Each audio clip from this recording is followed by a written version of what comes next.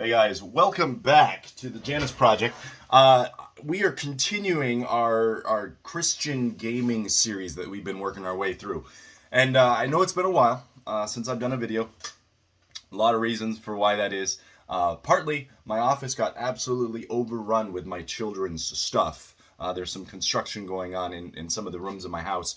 And so that was fun because I just had baby stuff piled up. Also, I had tooth surgery, so yeah, that was interesting. Also, life's just been really busy, so sorry. I hope to get more videos out on a more regular basis. But if you missed the first one of this series, go back to the previous video. What we were talking about is this idea of almost approaching games like they're parables.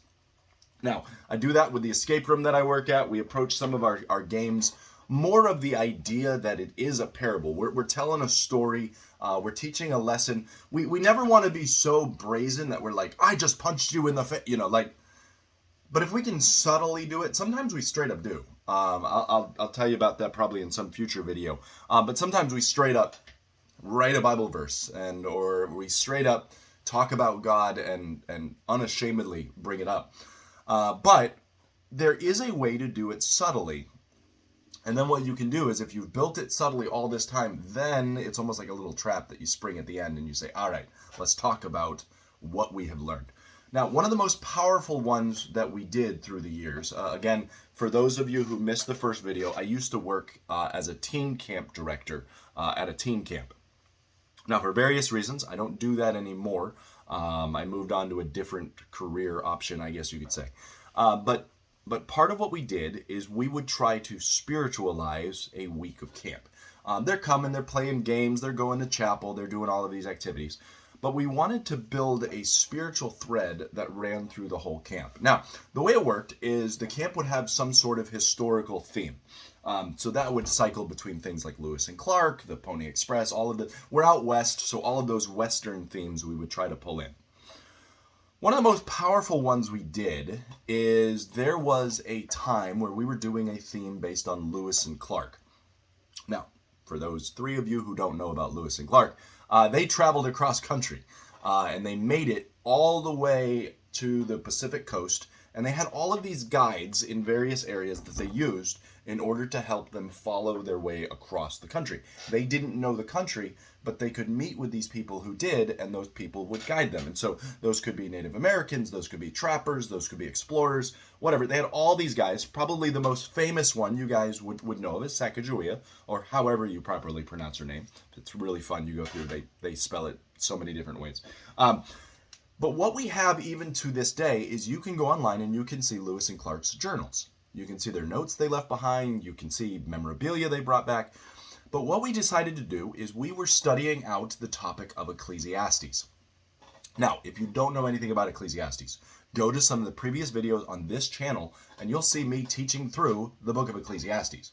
If you want more information on Ecclesiastes, let me know. I am more than happy to talk about it. Ecclesiastes is by far my favorite book. I'm obsessed with it.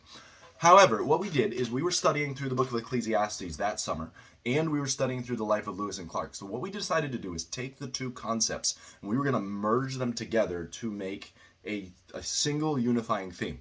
Now, to do this, we had to kind of take a little side note, and we had to pretend that they failed. We had to pretend that as they were making their way across country, they didn't follow their guide. And so they failed. And so where you come in as the camper, you are having to retrace their steps, find the artifacts they left behind, and learn from their mistakes. Now, you've seen it showing up in my hands. But we gave each camper the opportunity to find a lost journal of Lewis and Clark. So let me set the stage for you. You come into camp on day one, and the meeting hall is set up like a museum. Now, we kept referencing Taft because we decided to kind of set it during Howard Taft's era, and he's sending you to find all these artifacts. So this is quite a bit removed from Lewis and Clark, even in the storyline. So you come into this museum, you step into the main room, and you get shuttled around the room. Up on the stage are all of these, museum pieces. There's places for more artifacts to be put. You're basically standing in an unfinished museum. You look over here on the side, there's a canoe, that was recovered. And so what you're doing is you automatically understand, I'm in a museum, I'm about to be part of something that they're trying to find these lost artifacts. Day one, we tell you the theme and we start explaining from a museum standpoint. We have put replica journals out there and we need you to go find them. And what these replica journals are is they're Clark telling how he failed to follow instructions.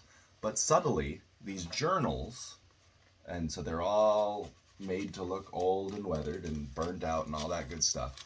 But these journals, if they choose to start following them, are going to tell them secrets about how to win the week.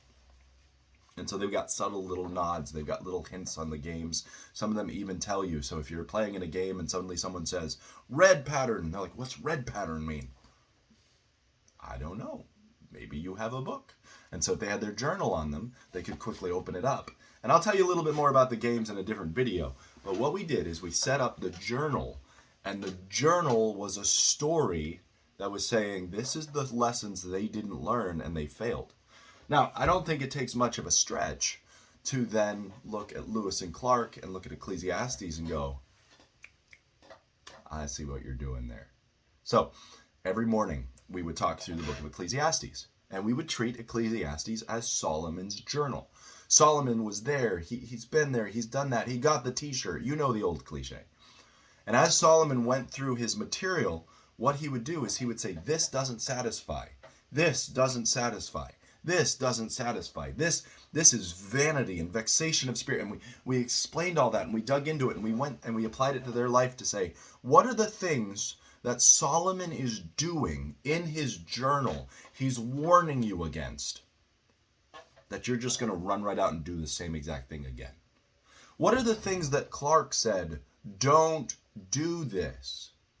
And you're going to run out and do them too. So I'll explore that a little bit more as we go further, but I want to introduce, this is one of the most powerful themes we did using this spiritual application idea.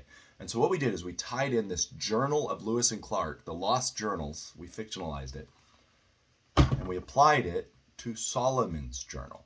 And so it's a very simple little trick. Again, I'll get into some of the details as we go further. If you like this sort of content, guys, subscribe and like, share it with others. I want to be a help to ministries. I want to be a help to camps. I want to be a help to youth groups. If you need help, just get in touch with me. I'd be glad to help collaborate and give you some ideas. Been doing this for a long time, and I would love to be of assistance to you in your ministry. All right, guys, I am checking out. This is Mike here with the Janus Project. Hope you guys have a great day. And we'll continue this theme as we go further.